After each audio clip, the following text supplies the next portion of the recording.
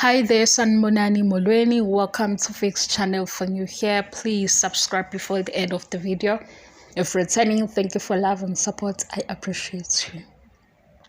Sizoncenga ngale voice guys, iflow ifikile qathatha hayi siyancenga. Ngiyaxolisa nje ngevoice ebheke eceleni. Izingane zesithembu kanye nothando nesithembu.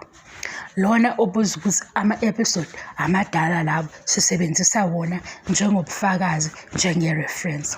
Nakho-ke lapha ku-social media seniqala lento yenu yokukhuluma izinto ezingalona iqiniso. Nithi uMangwabe naye wakhuluma amagamana ngoSibindi. Cha guys, okunye futhi ngenza iphutha ngathi ku-season 5, u-season 6 lo esithola khona uSibindi enza iphathi yengane, wayesefika-ke nosisi abaseceleni kwakhe abancane ababili, lo onomntwana ukuvuyo nalona omunye ongasekho kwi-page. uMangwabe-ke mayesefika kule phathi, iphathi siphela, esebamba iplate ehlala eduze kaMseleku. uMseleku sethi-ke nabaya abantu abakhona ongabazi la endlini, laba bafike noSibindi. Wahleka uMangwabe wasethi-ke uSibindi umbiza ngosihlahla.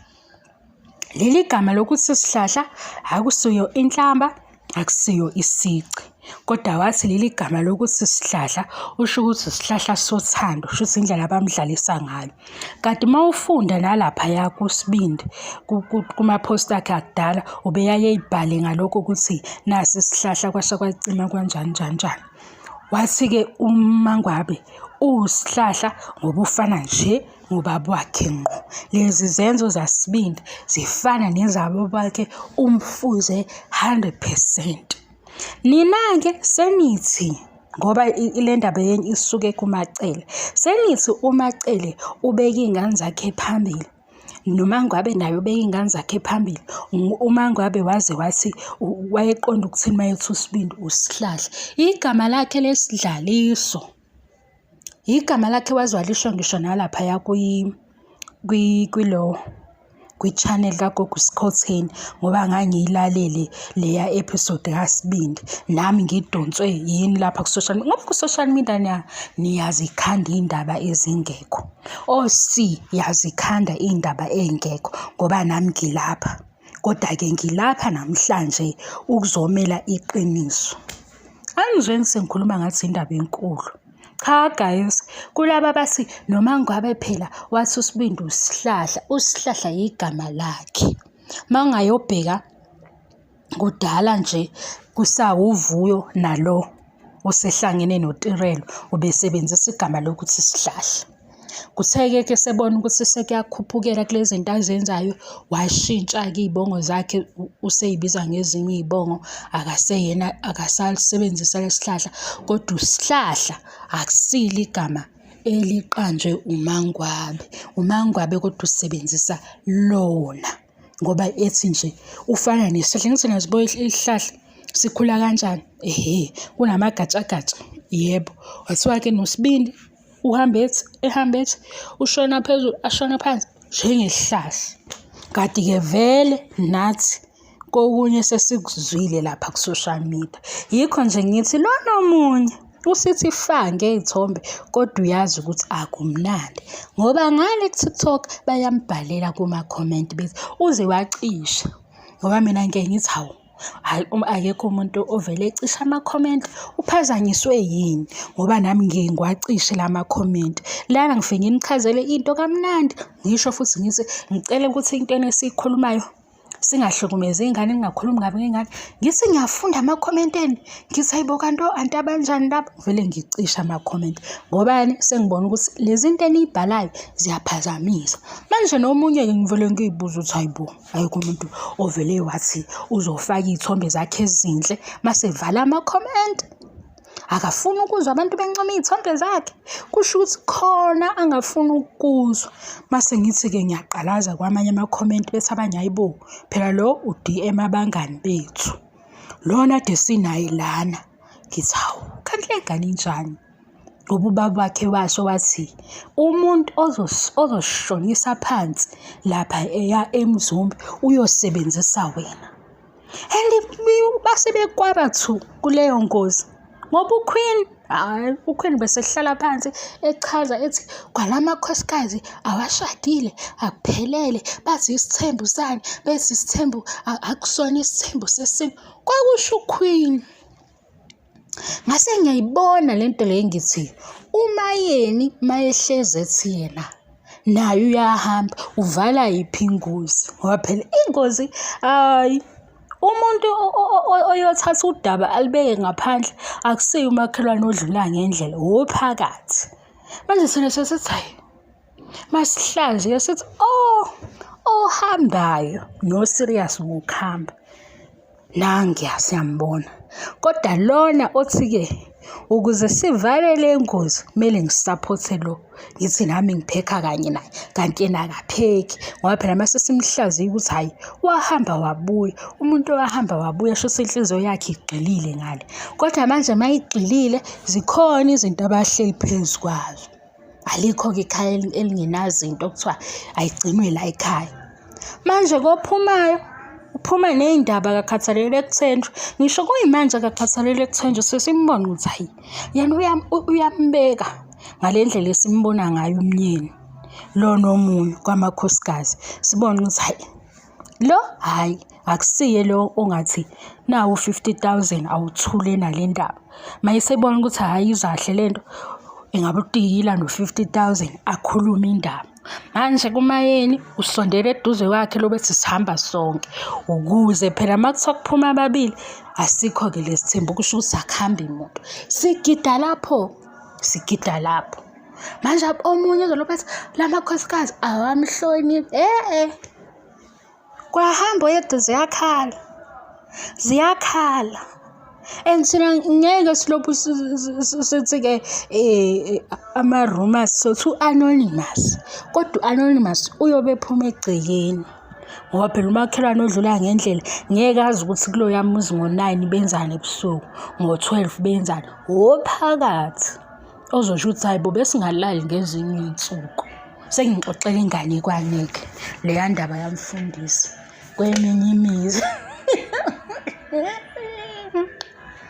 Guys, ngiyabona ukuthi seningiphendula uMamgobhozi hayi ngeke ngifike kwi-level yamaMgobhozi lo wosisime ngeke ngifike kwi-level yakhe kodwa ngiyabona angisazi uma ngiyithalente lami leli ebengalinakile ukuthi nje ngivele ngijike iy'ndaba ngiyithathe iy'ndaba ngenze ngathi bengikhona phakathi ngiyazazi ngibe samuntu ozaziyo kodwa angizazi ngoba nami nje ngiyadideka kwezinye izinto ngithi kanti kuleli khaya kwenzakalani khona mase bebiza ama-meetings abo ngisho kodwa ngithi hayi asisazi khona isithembu kodwa into ethe ukuba nesisindo uyayizwa mayikhuluma mase sithi hawu le meeting bekweyani lo mndeni lona yini usufuna ukuphila ngaphansi kwamakhamera njalo nje hayi guys ngeke khuzani phela khuzani kulezo indawo ile mali engiphiwa ile nto le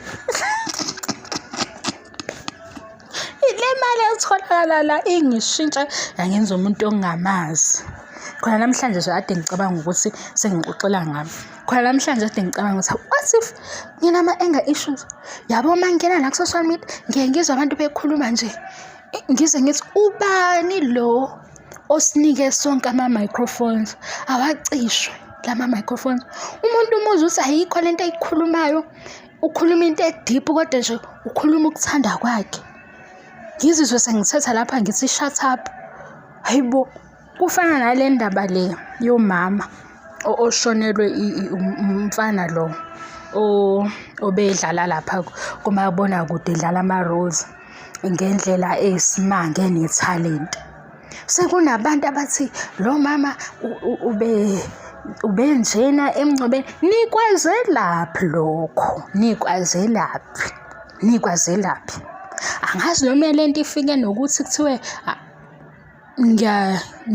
ngiyahlawumbisela anginayo ishongo because angibazi ukuthi bangaka abasho lokhu kukhona le nto yokuthi ama-2K awasabi muntu mase kukhulunywa umathanda guys Anazi umzali oshonelwe ukuthi kufanele ebe kanjani, udlula kuphi, kufanele enzeni emngcwabeni, ayikho nemanual eshoyo ukuthi kuhamba kanje. Angazi uthini uthathelaphi lo mqondo nawo. Ngilalele-ke omunye sekuthiwa hayibo umama lo ame phambili kanjena, agide kanjena, isibindi. Wena ubani osuhambe liphi ibanga empilweni ukuzokwazi ukuthi lokhu akwenziwa, lokhu kuyenziwa? Shut up guys, ngeke awavalwa ama-microphones esinikeze wona. Hhayi, awavalwa. Sinikwe sonke ama-microphones manje sifuna ukukhuluma yonke into nesingasayazi. Nala ongafanele khona kubeka umbono sesifuna ukubeka umbono. Ayiwavalwe lama-microphones, akuvalwe. Hayibo, ngibuka izolo ngiyalalela ukuthi sengikhohliwe ukuthi ubani lo wale video ade ngiyibuka. Ngimbone ku-TikTok omunye, ahazi omunye ngimbona ku-Facebook. Emqondo nami sengiloku ngisizwe, shut up wena, ukhuluma ngumuntu omdala. Awumazi ukuthi nalokhu akwenzayo ukusiphi istage se-grief kusazokwenzakalani. Wena sewuthi hawu waze wane-energy. Nina niphethwe umoya omubi wokuhleza nifuna ukubona izinto ezinegative. Niphethwe yilowo moya. Hhayi, unibusile umoya omubi. Bekumele ngiyithintele kuze ngoba into engiyikhumbulayo nje nanamhlanje ngithi hayibo, kwangathi sinikezwe ama-microphones sonke. Sikhuluma kanye kanye, noma sikhuluma kanyani akusazwakali nokukhuluma okuyikhona, nokukhuluma okuhlakaniphile. Hhayi, thina abanye bethu engathi singahlala lapha ukhuluma ngama-TV shows kuphela, singangeni ezintweni ey'diphu sibe singazi ukuthi sizothini, ngoba sizogcina singasahloniphi nabantu abadala. Ngiyalibonga ithuba, kodwa ngicela ningangishintshi, ningenze ulowo mama lapho wayeqhamuka esegijima kusesimiyi eseshiswa yindaba. Hayi, kodwa kaze angihlebi mina, ngisuke ngikhuluma nge-TV show nabantu abavela khona, ukuthi abanye benuke babuye bengathanda umuntu afike lana usefuna ukuzodifenda unkosikazi. Ngithi nango-ke sezosibhora ngoba thina siyigruphu exoxayo, yabona, siyi-book club yothando nesithembu. Wena usuyafika-ke lapha-ke, yabo le genge le engafuni anything, asenze into ngobani engafuni ukwenza, ifika late-ke leyo siyaxova. Hayi uMakhumalo, book club page 5 wathini, omunye wathini, iyasahlangana lento abayishoyo? Ayihlangani. Shiya-ke ukuthi ifave yakho ubani, ngoba angizuhamba lapho ufisa ukuthi ngihambe khona. Ngihamba kulo moya we-book club, book club yothando nesithembu no-Fix. Kumele ngishintshe ngithi book club yothando.